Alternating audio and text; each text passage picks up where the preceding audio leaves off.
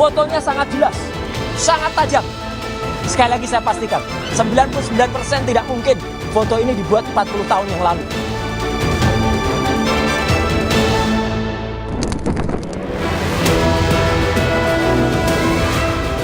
Mewakili keluarga besar Polri, kami mengajukan dari lubuk hati kami yang paling dalam permohonan maaf, dan tentunya kami mohon untuk terus didukung, dikoreksi, dan diperbaiki.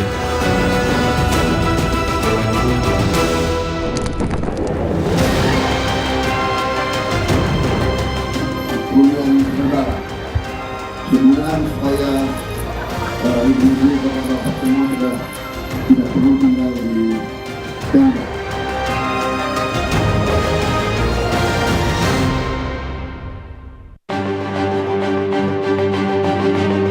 Berbagai peristiwa menyita perhatian publik sepanjang tahun 2025. Salah satunya kasus ijazah Presiden ke-7 Republik Indonesia Joko Widodo.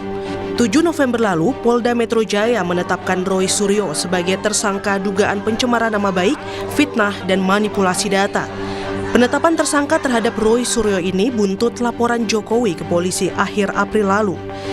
Selain Roy Suryo, 7 orang lainnya termasuk Rismon Sianipar dan Dr. Tifa juga menjadi tersangka dalam kasus ini. Meski demikian, Roy Suryo CS balik melawan dengan mengajukan gelar perkara khusus untuk membuktikan keaslian ijazah Jokowi. Dalam gelar perkara khusus itu, polisi telah menunjukkan ijazah asli Jokowi kepada Roy Suryo CS. Tapi Roy Suryo bersikeras ijazah yang ditujukan polisi itu bisa jadi palsu. Di map ini, noktah atau kotoran yang ada di sebelah kiri ini tidak terlalu nampak. Kemarin tampak sekali. Saya jadi berpikir, apakah ini barang yang sama? Jangan-jangan ada barang yang lain. Jangan-jangan, sekali lagi. Karena di sini sama sekali nggak ada watermark. Sama sekali nggak ada emboss. Kenapa? Karena waktu itu kita belum mempermasalahkan watermark, belum mempermasalahkan emboss. Jadi jangan-jangan ada modifikasi lagi yang dilakukan terhadap ijazah yang ada di sini. Fotonya sangat jelas, sangat tajam. Sekali lagi saya pastikan, 99% tidak mungkin foto ini dibuat 40 tahun yang lalu. Tak puas dengan gelar perkara khusus, Roy Suryo CS meminta Polda Metro Jaya menguji ijazah Jokowi di laboratorium forensik independen.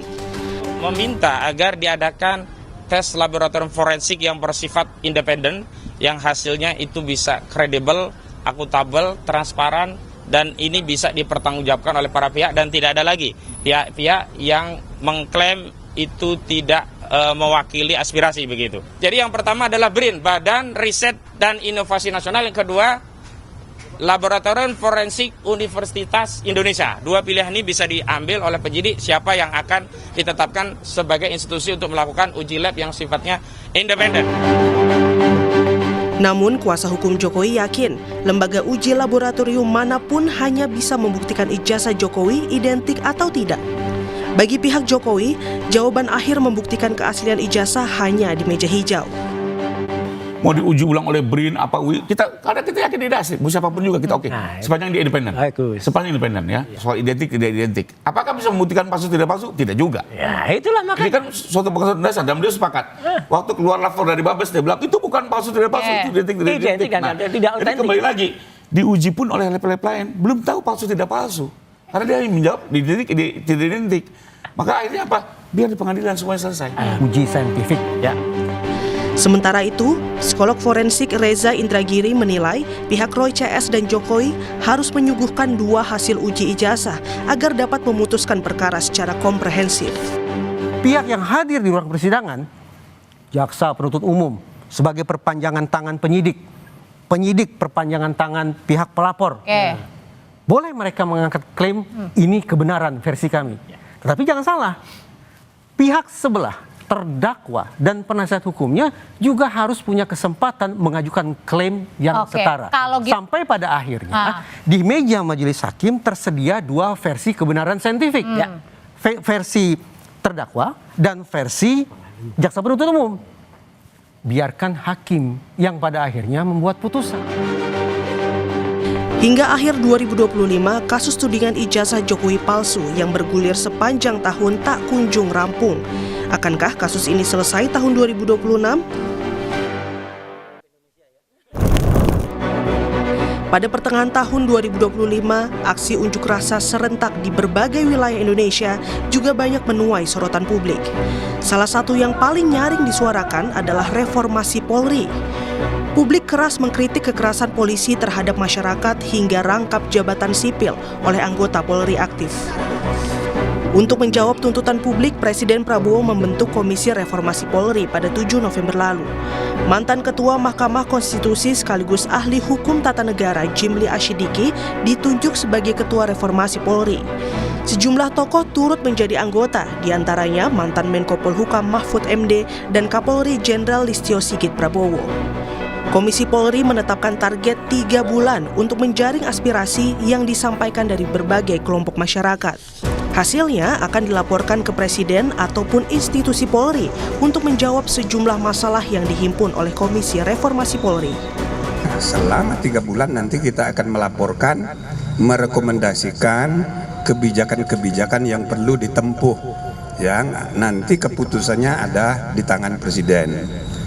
Nah, jadi hasilnya nanti yang sifatnya kebijakan ke depan itu kita melapor ke Presiden. Untuk hal-hal quick win gitu yang berkaitan dengan masalah-masalah internal polisi itu kita rekomendasikan ke internal polisi.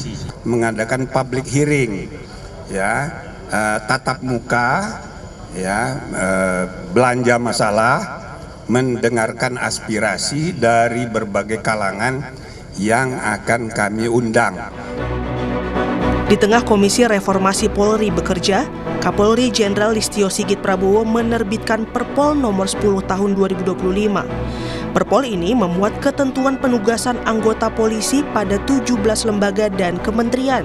Padahal sebelumnya, Mahkamah Konstitusi telah melarang polisi aktif menduduki jabatan di luar institusi kepolisian melalui putusan nomor 114 tahun 2025.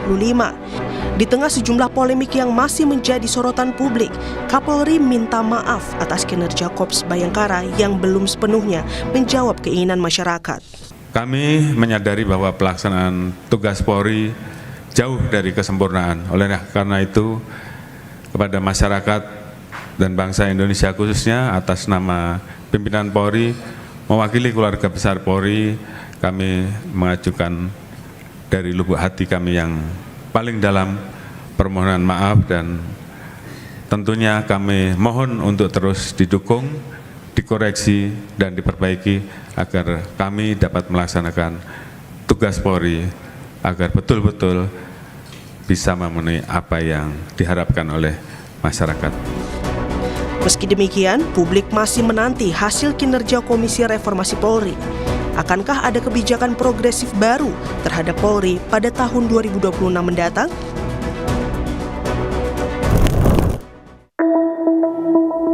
Jelang akhir tahun, banjir dan longsor melanda Indonesia. Aceh, Sumatera Utara, dan Sumatera Barat menjadi 3 provinsi yang paling terdampak parah bencana hidrometeorologi tersebut. Akibatnya lebih dari 1.100 jiwa jadi korban dan lebih dari 378.000 orang kehilangan tempat tinggal. Presiden Prabowo memastikan negara mampu mengatasi dampak dan pemulihan bencana banjir longsor Sumatera dalam 3 bulan.